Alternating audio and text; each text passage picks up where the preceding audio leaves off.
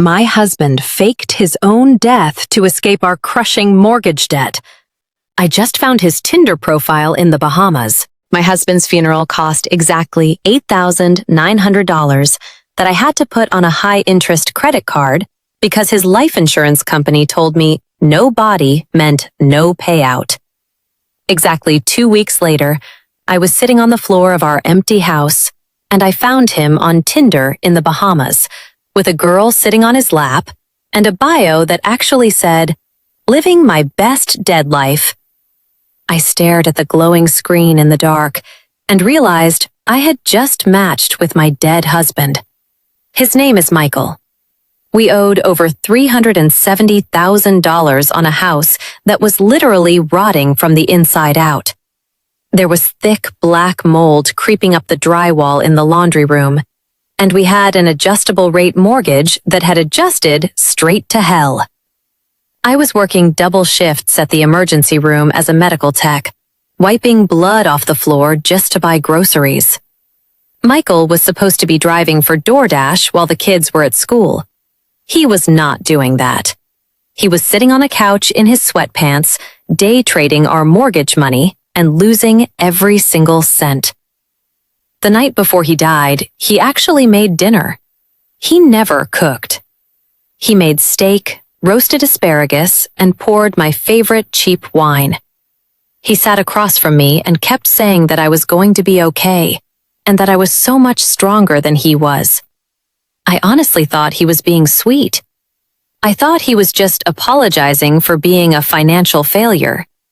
I did not realize he was reading me a rehearsed eulogy for his own life. He went surf fishing the next morning, right as Hurricane Elsa was rolling in. Everyone on the local news told people to stay off the beach. The county sheriff went on television and said it was absolute suicide to go out there. By the next afternoon, the Coast Guard found his truck parked near the dunes. They found his red cooler, and they found one single flip-flop washed up on the wet sand. They never found a body. They officially called off the search after 36 hours because the storm surge got too dangerous.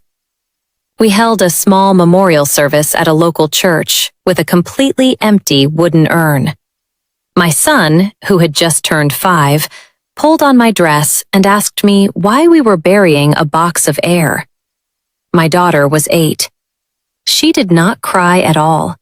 She just sat in the pew and kept asking me when Dad's cell phone was going to stop ringing. It was the mortgage company ringing his phone. They did not stop. They pushed the foreclosure through while I was sitting in a funeral home trying to pick out a granite headstone. A man wearing a cheap suit walked up to our porch and taped a neon orange paper to our front door that said, "Vacate in 14 days." My kids were sitting right inside at the kitchen island, eating dry cereal when he did it. The life insurance investigator came to my house a few days later. He sat right in my dead husband's favorite recliner, smelling like stale coffee and cheap cologne. He looked around my empty living room and told me that a lot of men fake their deaths when they have massive debt, and a wife who was about to find out they drained the savings accounts. He said it casually, like he was ordering lunch. He told me men fake drownings all the time. He brought up a case in Wisconsin where a guy faked a kayak accident to run away with an online girlfriend. The investigator stared directly at my chest when he said it. I just swallowed the humiliation because I was completely broken and exhausted. Then came the Tuesday at 1 a.m. I was sitting in our stripped living room. Everything we owned was packed into cardboard boxes bound for Goodwill because I could not even afford a cheap storage unit. I downloaded Tinder because my older sister told me I needed to look at it just to remember that I was still alive and the world was still moving. I was mindlessly swiping left on every single guy. Then I saw Michael. Michael, age 36, less than a mile away.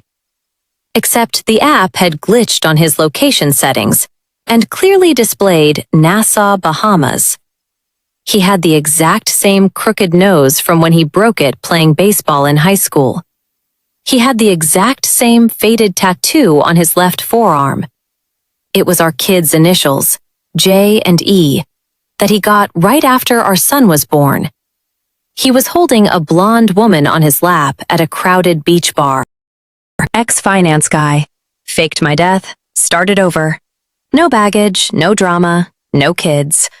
Looking for fun, not a mortgage. No kids. That was the line that stopped my heart. I did not scream. I did not throw my phone. My entire body just went completely numb and cold. I took a screenshot and texted it to his mother. She called me back in less than 3 minutes, screaming into the phone that it was not him, that it was a scam, and demanding I take it down. But it was him. A mother knows, and a wife definitely knows. I found his GoPro camera the very next day. He had left it in the attic, shoved deep under a roll of pink fiberglass insulation. I plugged it into my laptop and watched him film his own death. He set the camera on the hood of his truck. I watched him wade into the rough water up to his knees, scream, "Oh God!" for the microphone, and then run back up the beach to turn the camera off. He took off his flip-flop and placed it perfectly near the tide line. He had actually rehearsed it. I could have called the local police right then. I could have called the smug insurance investigator. They would have tracked him down and arrested him for federal wire fraud. That is what a normal person does. But calling the police is just filing paperwork. Revenge is looking a man in the eye and making him wish he had actually drowned. I took the last $1,200 I had to my name from selling his garage tools on the internet. I booked a direct flight to Nassau. I did not pack a swimsuit or cute vacation clothes. I packed his heavy gold wedding ring, the divorce papers he never signed because he supposedly died first, and a thick manila folder holding every single secret mortgage statement he had hidden from me. I found him in less than 6 hours. He was not exactly a criminal mastermind. He was bartending at a cheap tiki bar called the Drifting Gull, attached to a tourist resort. His dark hair was bleached blonde from the sun. He looked incredibly healthy and relaxed. That is the specific part that killed me. He looked peaceful, pouring drinks in paradise, while I was getting harassed by aggressive debt collectors who called me a widow as a punchline. I walked up and sat on a wooden stool at his bar at 2 p.m. He did not see me at first because he was wiping down the far counter and the bright sun was in his eyes. "Can I get a Malibu sunset?" I asked quietly. "Extra grenadine. Exactly like you used to make me when we could not afford to go out." He completely froze. The metal cocktail shaker slipped out of his wet hand, hit the rubber bar mat, and rolled onto the floor. "Leanne," he whispered, all the blood leaving his face. His shift manager walked over, wiped his hands on a towel, and asked if he was okay. "Mike," the manager said. "You good?" Mike. His dead name was Michael Cole, and his brand new fake identity was Mike Cole. He was too lazy to even invent a new last name. I kept my voice completely flat and calm. I did not cause a screaming scene for the tourists. "I am sorry," I said to the manager. "I thought he was my husband Michael, who drowned in a hurricane to get out of paying for his children's house. But my husband is dead. He has a headstone and an empty urn and everything." The blonde woman from his Tinder profile walked out from the back storage room, carrying a box of limes. She was not in her 20s. She was much older, severely sunburnt, and looked exhausted. "Mike?" she asked, setting the box down. "Who is this?" I slid the thick manila folder across the sticky bar counter. I opened it directly to the photograph of our 2 young children standing in the church, wearing black clothes, holding his empty wooden urn. "I am his emergency contact," I told her quietly. "And this is his wife. Well, his legal widow. So you are currently dating a dead man. I just wanted to know how that feels." Michael panicked. He scrambled around the side of the bar, reaching out and grabbing my upper arm. His grip felt exactly the same as it did at home. He stammered, begging me to go outside, telling me we could not do this here.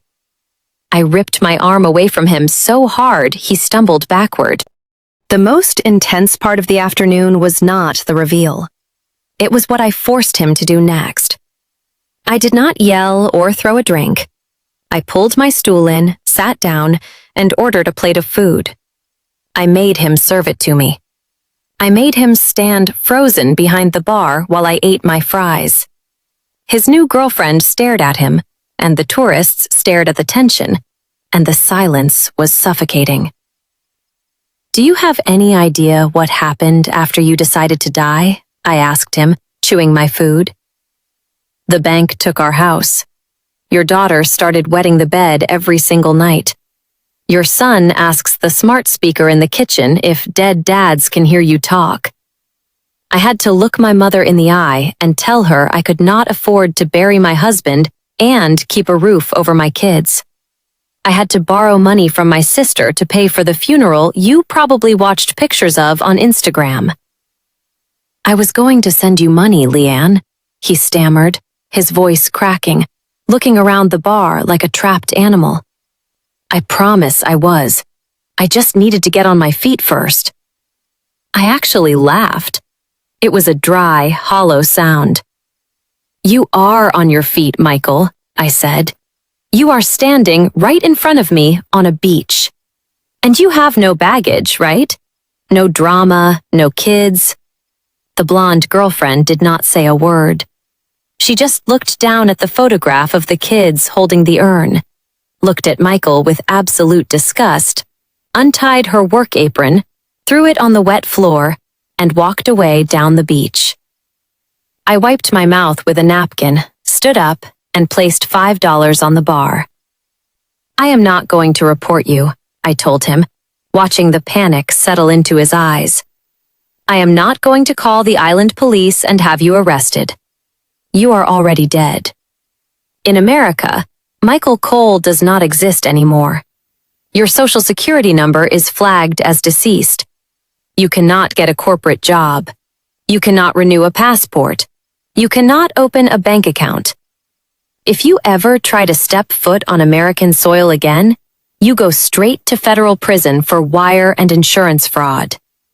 If you stay here, you are just Mike the bartender who cannot even afford the tiny room he cleans for tourists. You faked your death to escape a mortgage, and now you genuinely have no home to go back to. This island is your life sentence." I turned around and left him standing behind that cheap tiki bar in a puddle of spilled rum and melting ice. I flew home the next morning. I took his Tinder screenshots, his hidden GoPro video, and his own mother into a courtroom. She finally broke down on the stand and stopped covering for him. The county judge immediately voided his death certificate, but formally ruled his disappearance as extreme financial abuse and abandonment. Because he committed calculated fraud specifically to evade marital debt, the judge awarded me 100% of the remaining assets. I was granted full legal custody, complete ownership of the foreclosed house, and the massive life insurance policy eventually had to pay out because his criminal fraud legally voided their suicide clause. I sold the rotting house the very next week. I did not want it. Every room smelled like mold and lies. I took the insurance money and the house equity and bought a small, beautiful 2-bedroom house in a quiet neighborhood with straight cash. My kids have a safe backyard with a swing set now. We have 0 mortgage. Last month, my phone buzzed on the kitchen counter. I got a message request on Instagram from an unregistered Bahamas number. It was a picture of Michael. He looked incredibly skinny, severely sunburnt, and he was sitting on a dirty curb outside a public laundromat. The caption underneath the photo said, "Please, Leanne, I am so sorry. Can you just help me get a ticket home?" I read the message twice. I did not type out an angry reply, and I did not tell him to burn in hell. I just deleted the request, locked my phone screen, and walked out the back door into the sun to push my kids on the swings.